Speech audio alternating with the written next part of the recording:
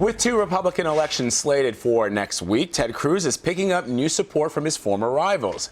Marco Rubio told reporters that Cruz is the best candidate suited for the GOP nomination. And Lindsey Graham is now planning a fundraiser for the Texas senator, but could it be a little too much, or too little too late, rather? CBS News senior political editor Steve Chaggaris and Mashable politics editor Juana Summers is in Washington. Hi, guys. Let's talk about this. Lindsey Graham's endorsement is so curious to me.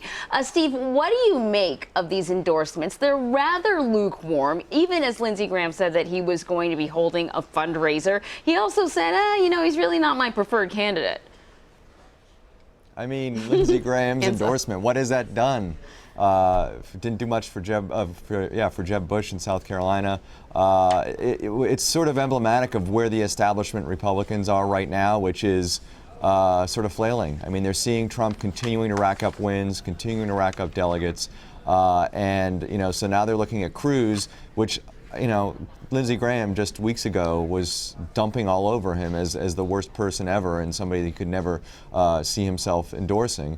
Now they're looking at Cruz as a potential option for them. I just think we're in a scenario where the establishment Republicans just don't know what to do about Donald Trump. They've dumped a ton of money in ads trying to derail him. They've talked, you had Mitt Romney get out there and give a speech about him and how terrible he is, and yet Trump keeps winning. And so now we're just sort of seeing this sort of last ditch, let's try to get behind somebody. Maybe it's Cruz, maybe it's Kasich.